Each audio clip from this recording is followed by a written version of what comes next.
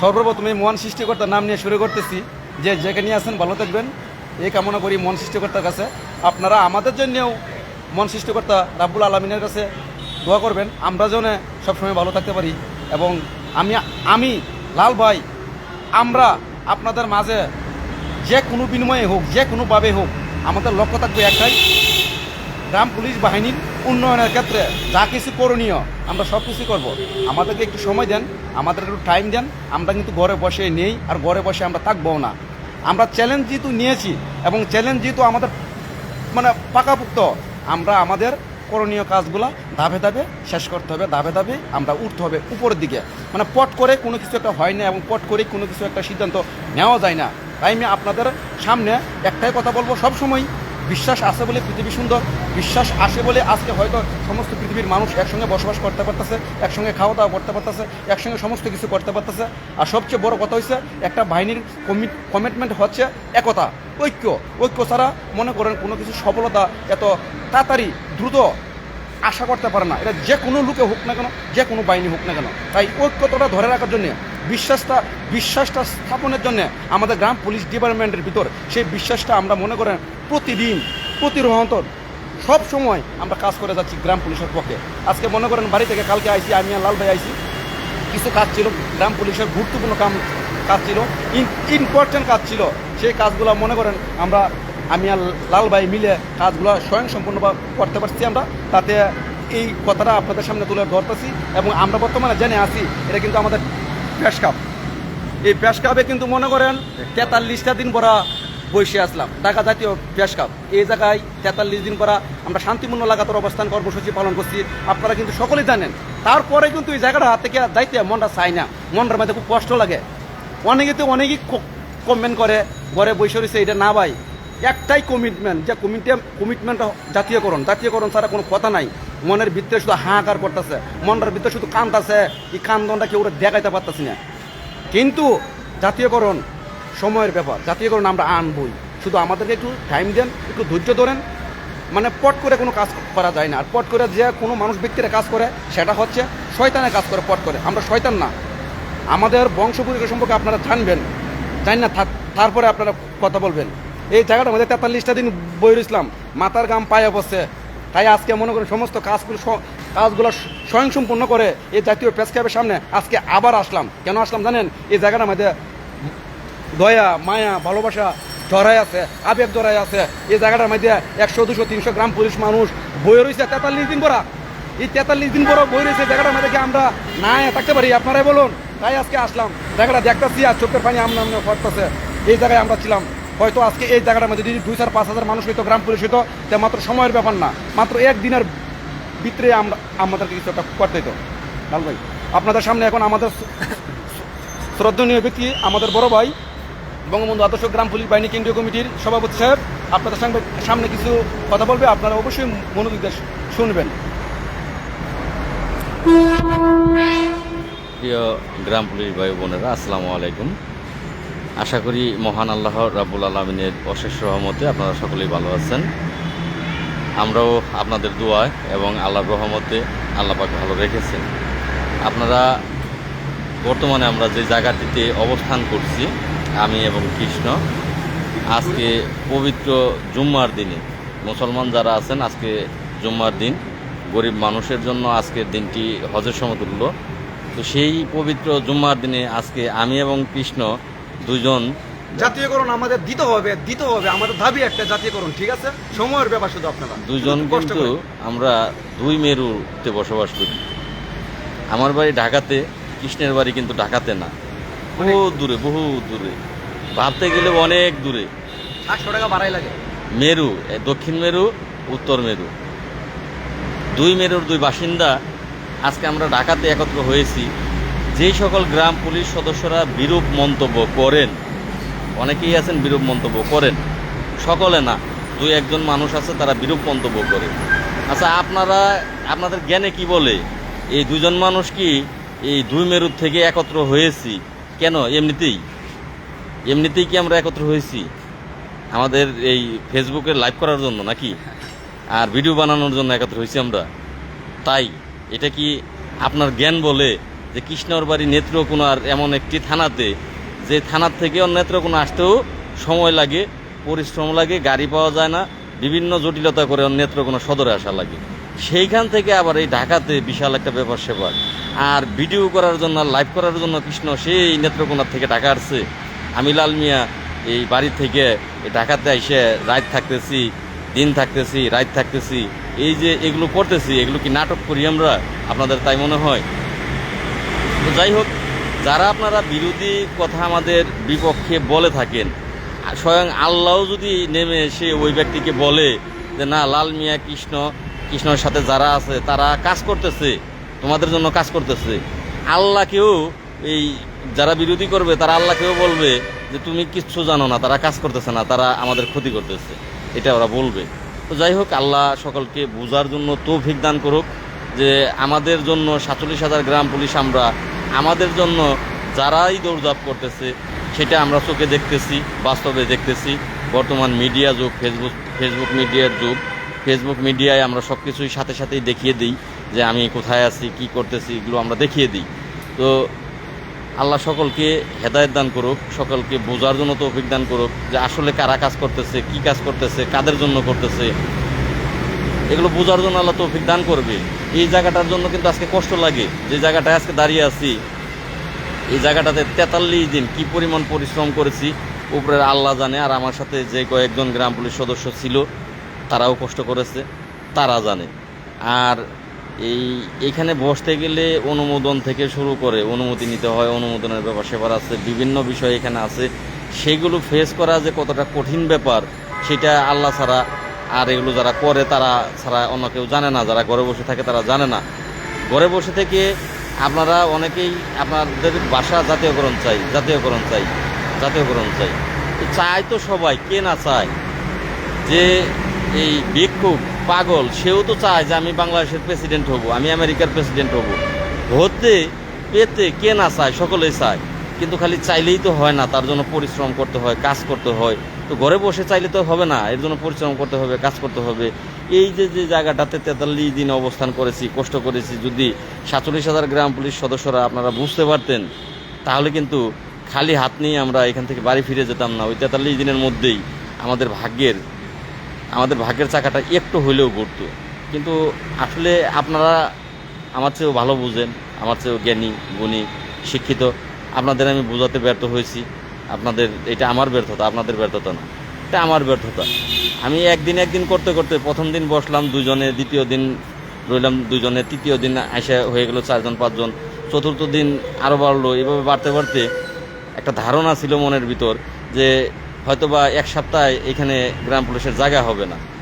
আবার এক সপ্তাহ যখন গ্রাম পুলিশ না হলো তখন ভাবলাম যে 10 দিনের দিন গ্রাম পুলিশের জায়গা হবে না। এইভাবে আশা নিয়ে, মনের ভিতর আশা নিয়ে এই 43 দিন কিন্তু এখানে অবস্থান করেছি। সর্বশেষ ঈদ সামনে চলে আসাতে এখানে থাকা সম্ভব হয়নি, আমরা চলে যেতে বাধ্য হয়েছি। আপনাদের স্বপ্ন পূরণ আমরা করতে পারিনি। এটা আসলে আমাদের ব্যর্থতা কিনা জানি না, এটা আল্লাহ ভালো জানে যে এটা কি আমার ব্যর্থতা নাকি আপনাদের ব্যর্থতা। আপনারা কেন আসেননি? আসলে যে জিনিসটা সহজে হয়ে যেত, কিন্তু আপনাদেরকে আমি বোঝাতে পারলাম না, কেন পারলাম না, এটা মহান আল্লাহ রাব্বুল আলামিন ভালো জানেন। তো যাই হোক, বিশাল বড় একটা বিষয় জাতীয়করণ। এটা এক বাক্যে যারা বুঝে না তারা তো ঘরে বসে থেকেই চিন্তা ভাবনা করে যে জাতীয়করণ হয়ে যাবে, এমনিতেই হয়ে যাবে। আসলে জাতীয়করণ কি জিনিসটা এটা যারা বুঝে তারা জানে যে জাতীয়করণটা ঘরে বসে বসে চাইলে হবে না, জাতীয়করণটা আবেদন করলেই হয়ে যাবে না, জাতীয়করণ আবেদন লিখে আবেদন জমা দিলে কি জাতীয়করণ হয়ে যাবে? হবে না। এর জন্য তাহলে আর এই 230 বছর যাইতো না। যদি এত সহজ বিষয় হতো তাহলে কিন্তু 230 বছর যাইতো না। কর্মচারী ইউনিয়ন কেন্দ্রীয় কমিটি কিন্তু আজকে কমিটি করেনি, তারা 40-45 বছর যাবৎ কমিটি করেছে। তারা যারা জ্ঞান আছে, আপনাদের যাদের জ্ঞান আছে তারা অবশ্যই বুঝবেন, তারা কিন্তু বুঝেন যে কি তারা করেছে, তারা কি এমন করেছে। 6,500 টাকা বর্তমানে বেতন, সেই বেতনটাও 6,500 টাকা কিন্তু 2018 সালে 18-19 অর্থ বছরে মাননীয় প্রধানমন্ত্রী সরাসরি হস্তক্ষেপ করেছিলেন, বেতনটা দ্বিগুণ করেছিলেন। 2018 সালে দ্রব্যমূল্যের বাজার কিন্তু কম ছিল না, বর্তমান সেমই প্রায় ছিল। 2018 সালে দ্রব্যমূল্যের বাজার যথেষ্ট পরিমাণের ছিল, তখনও বেতন ছিল মাত্র 200 টাকা। এই 3250 টাকা কত ছিল? 3000 আর কত দিন ছিল? চাকরি হয়নি। তো যাই হোক, 3000 টাকা বেতন ছিল, 6500 করলো গ্রাম পুলিশের, দ্বিগুণেরও বেশি করলো। 3000 টাকা তখন গ্রাম পুলিশের বেতন ছিল, আর দফাদারদের 3500 টাকা ছিল।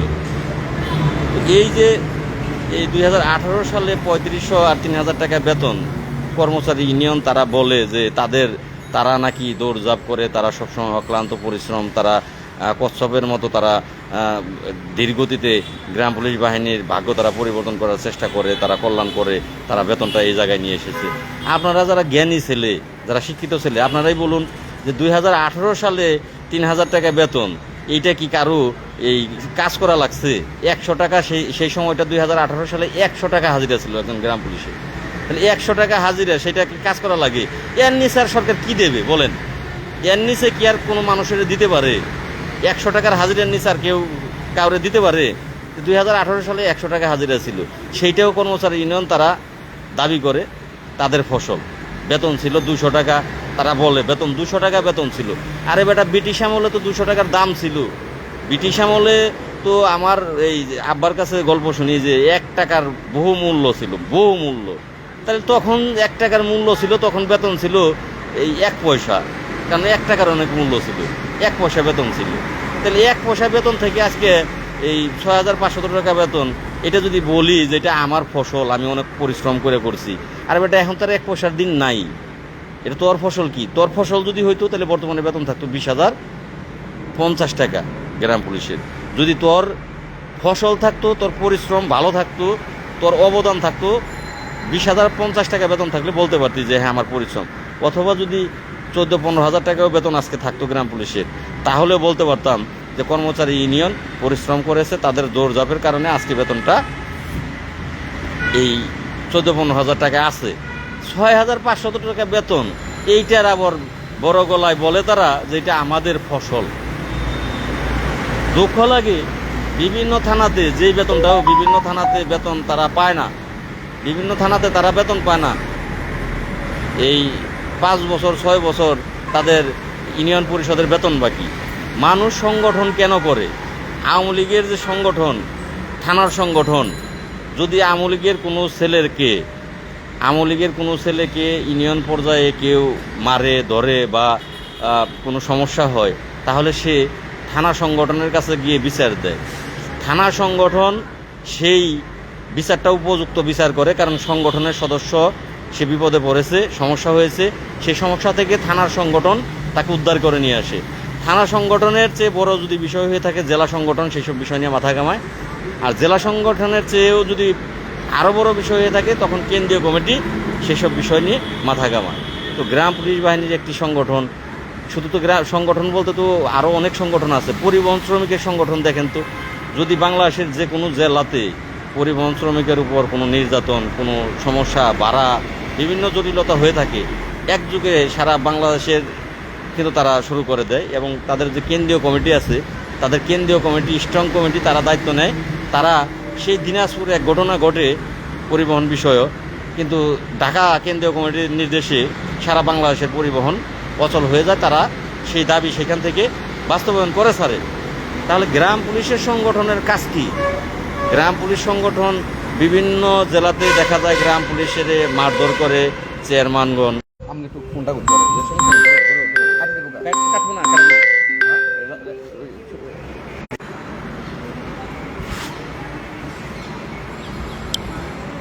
একটা ফোন আসছিল ইমার্জেন্সি, তাই একটু কথা বলতে ইচ্ছে। আমরা যার অপেক্ষায় দাঁড়িয়ে আছি, এখানেও কিন্তু দাঁড়িয়ে আছি এমনিতে না। কালকে থেকে কাজ আমরা অনেকটাই এগিয়ে নিয়েছি, আবার কাজ শেষ হয়নি দেখেই কিন্তু আমরা বাড়ি ফিরে যাইনি, আমরা এখনও আছি।